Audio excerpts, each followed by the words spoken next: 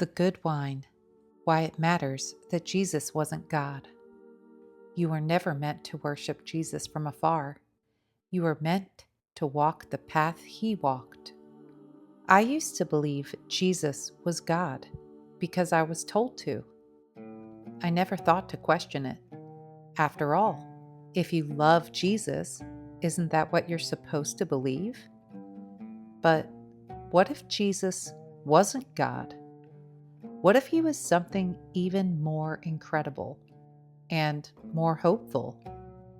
A man, a human being who got his hands dirty, a man who wept, a humble servant who sweated blood as he prayed, "If it is possible, let this cup pass from me." A man who didn't just walk to the cross, but had to choose it. The man who could have walked away. What if the most incredible thing about Jesus wasn't that he was God pretending to be human, but that he was just human and still lived like that? Because if Jesus is God, he didn't need faith. He had knowledge, and knowledge doesn't require trust. But if Jesus was a man, then his obedience wasn't performance. It was choice. It was faith.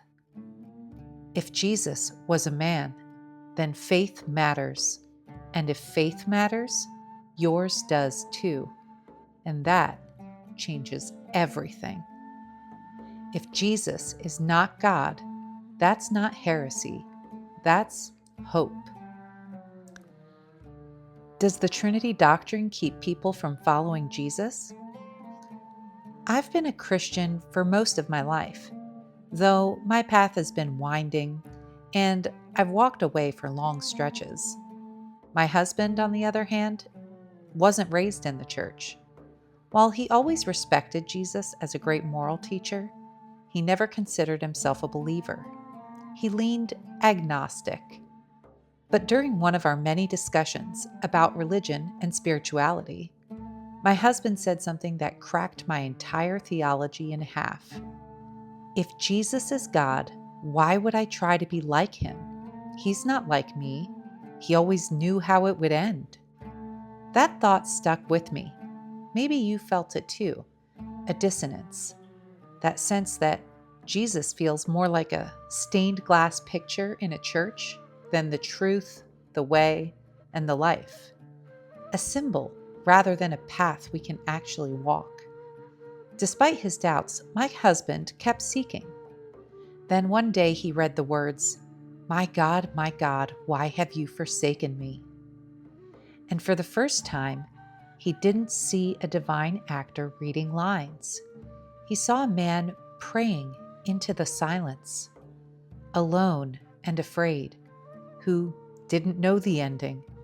A man who had to choose to surrender and just trust. It was in that moment that my husband felt like he could finally, actually follow Jesus. That's when everything changed. For him, for me, because suddenly, Jesus wasn't a distant icon. He was the path to the one true God. If Jesus was a man who chose to trust God without divine certainty, then faith is back on the table. Then following Jesus means something, not mimicry of the unattainable, a call to become, not something to worship from a distance, someone to follow. If Jesus is divine, if he's part of some eternal three-headed God being, then can we actually follow him? Not really. We can worship him, we can admire him, but we can't walk like he walked. But if he was a man, a real flesh and blood descendant of David, then what he did becomes a true miracle. He had to choose obedience. He had to believe without omniscience. He had to hope in resurrection and trust through God's silence. And that That's faith. That's what he calls us to. Suddenly, the gospel isn't something that happened for us. It's a path laid out before us. And now, I'm not just a believer, I'm a disciple. The Trinity stole Jesus from us. It turned a man we could follow into a God we can't touch. The Trinity, beautiful as its language may be, hijacks Jesus' humanity. It turns him into something else, something other. And it removes the very thing that made his life so astonishing, that he could have failed, but didn't. If Jesus was just God in disguise, he wouldn't need courage. He already knows how the story ends. Of course he could resist temptation. Of course he could endure the cross. He couldn't fail. If Jesus had divine knowledge, he didn't need faith. But Hebrews 11:6 says, "Without faith, it is impossible to please God." If Jesus pleased God perfectly, then he had to do it through faith, not foreknowledge. That means uncertainty. That means risk. That means hope against hope, like Abraham. He had to stand at the edge of death with obedience and raw trust. That is faith. When we see Jesus as a man of faith, the gospel is no longer a distant myth about God pretending to be human. It becomes the true story of a human who trusted God so completely that even death couldn't hold him. The Trinity didn't just change God, it stole Jesus from us. It turned a human path into a divine performance and locked the door behind him. Faith is the seed of the kingdom. At his baptism, Jesus receives the Spirit, not because he was God pretending to be man, but because he needed it like we do. And when he is led into the wilderness to be tested, he's tempted, not as God, but as a man who's hungry, alone, and questioning.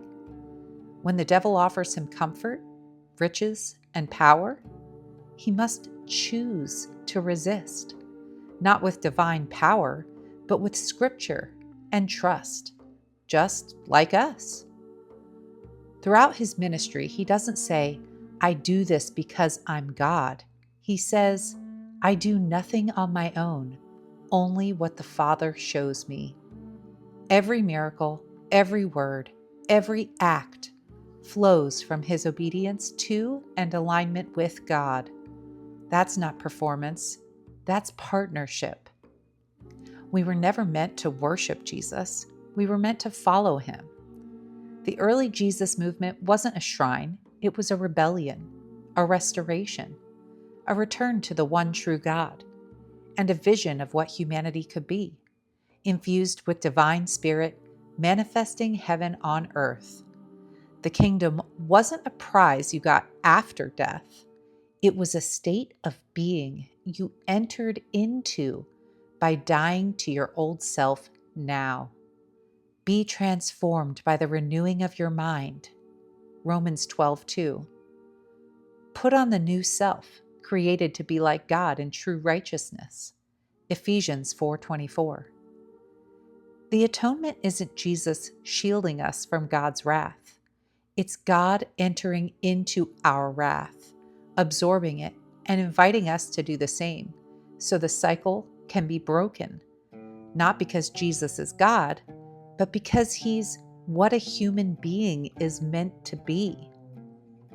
He walked in step with God's Spirit. He surrendered his own will.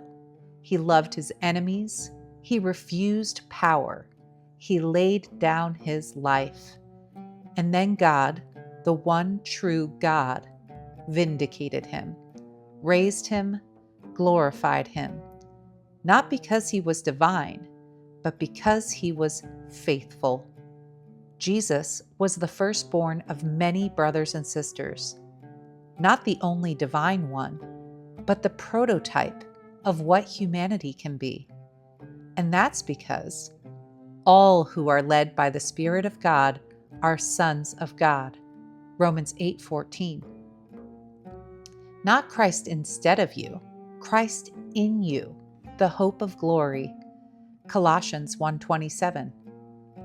Now it's your turn to stand where he stood, to choose trust over certainty, and to walk the same path with trembling hands and open eyes. Now you're responsible, and that's a terrifying liberation. You can't hide behind the myth of being just human. Jesus was just human, and he said, "You will do greater things than these." And he didn't say, "Let me be holy so you don't have to." He said, "Be perfect as your Father is perfect." The true meaning of the cross. Maybe the cross wasn't God demanding blood, but humanity rejecting light. Maybe Jesus didn't die to satisfy God's wrath, but to absorb ours. Maybe the crucifixion wasn't a payment, but a confrontation, a moment where truth, love, and holiness stood face to face with power, fear, and religion. And we chose to kill it.